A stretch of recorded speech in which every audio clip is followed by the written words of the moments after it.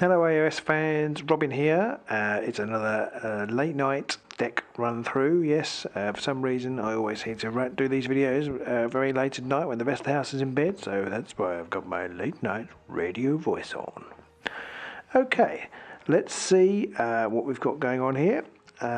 This is an Orruk deck. Pete and I played our first best of 3 when I played Stormcast, and he wanted to try them out against something else, and I have to say I'm still not decided whether I'm going to go Stormcast or Orruks for the Grand Clash. They play quite similarly, I think, but I find the Orruks are just a little bit more interesting, so I am leaning towards Orruks at the moment. I enjoy playing my Stormcast game, but anyway, we'll see. I'm going to see how this deck fares, and obviously there's new cards very much on the horizon, which will throw all decks into disarray. So we'll see what happens. But anyway, we're going to go with this deck for now. So this, for those of you watching, by the time this comes up, the new cards will pretty much be here. So this is all the old cards, nothing new from the two new warbands. Anyway, so these are the cards I've chosen, starting with my objectives. So I've gone for Ploymaster, and Ploymaster is not a brilliant card, but it's handy to fix 3 or more ploys if things go badly for you. And extra glory, Ploymaster is quite handy. Bloodless. Now I've put this in after a comment from somebody on my Stormcast deck. If you have to fight with the cards that I had, and this one is for one when you're not fighting. Score this in end phase if no fighter suffered any damage in the preceding action phase. So it's kind of for when things aren't going quite to plan, or I find myself a long way away from the enemy. That is Bloodless in there. I'm not sure about that card. If I replace anything for the new cards when they come in, it'll be that one. Call of the War. Score this immediately if 3 or more of your fighters make a charge action this phase. That's pretty easy to do with the Orruks. 3 or more. Okay, you've still got the option if you lose 1, you can still manage to score it. And I think the Orruks are going to be charging. And it hasn't got to be against different fighters. So I think Call of the War is a good one to have, and it's a score immediately card, which I do like. And then we have the biggest and the best. Score this in end phase if your leader took an enemy fighter out of action in the preceding action phase. Gurzag's always in the mix. Always worth having that card in there, I think. Dares more of us. Score this in end phase if you have more fighters on the battlefield than your opponent. Now, I've put this in. Obviously, Orruks only start with 4, but I reckon there's a good chance. Obviously, it's like a free one if you start to go against Stormcast, but I think there's a good chance against other decks, Blood Reavers in particular, of ending up with more of you than them. So that's why that's in there. Crushing Force, another score immediately card. If a friendly fighter makes a successful attack that deals at least twice as much damage as is needed to take their target out of action. This is good against the weaker warbands, and good if you get other people down to 1. And it's a score immediately, which is why it's in my deck. Too Dumb to Die. Score this immediately if a friendly fighter suffers 3 or more damage in a single attack and is not taken out of action. With 4 members of the warband each with 4 wounds or more, in the case of Gurzag, Too Dumb to Die, it seems a pretty good one to have in your deck. Good Scrap. Now there's quite a few of these types of cards, some are better than others. I've dropped Brawl because it involves 3 men being involved, but this one's Good Scrap. It is 3 or more, but it's 3 or more fighters being taken out of action in the preceding action phase. Now again with Orruks, I reckon in the middle of the game taking out two fighters isn't too bad. You can maybe push to 3, or you might lose one yourself and then you can still score it. So I think Good Scrap is worth putting in. Punch Up. Score this in end phase if each of your surviving fighters at least 2 made an attack action against a different enemy fighter in the preceding action phase. Now the different fighters here can make it tricky, but it's quite good towards the end of the game. If you've only got a couple left, then it's you can still score it with 2. Most of the other ones are 3 or more. This is 2 or more, so I quite like Punch Up. So I've put that in again. I put that in ahead of Brawl. Contained. Now my 3rd end phase card. Score this a 3rd end phase if all surviving enemy fighters are in their territory. So that's all in their territory, and it goes of course with Denial. Score this in the 3rd end phase if there are no enemy fighters in your territory. Contained is the slightly more difficult of the 2 to score because all surviving fighters must be in their territory, whereas in Denial you just have them. Got to get them out of your territory, so you've got an extra line. Denial and Contained can both be scored if you've died, if they haven't moved out of your territory, which is quite good. But Denial can also be scored if you've killed everybody as well. So it's like an extra 3 bonus. Contained can't, because it's all surviving enemy fighters. You can't score that if you've killed everybody, but you can score denial. So that's why they're both in there anyway.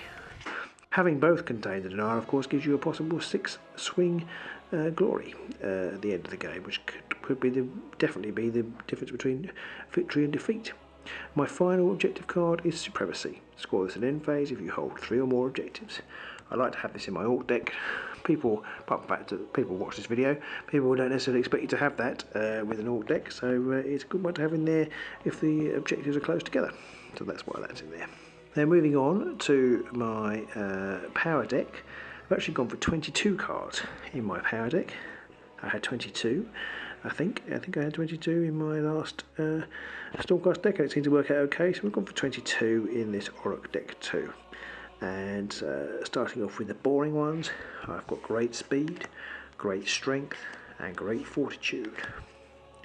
And then War, which basically is like a great strength, but only on a charge action, so not quite as good, but you know, it's a good card to have if you can charge. +1 damage, good on the weaker, good on Gurzag obviously, but also good on the weaker orcs, especially if you can combine that with some weapons.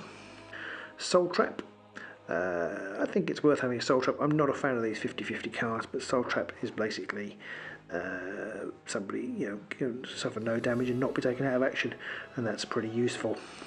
Cursed Artifact. I think this is definitely worth having in a Orruk deck.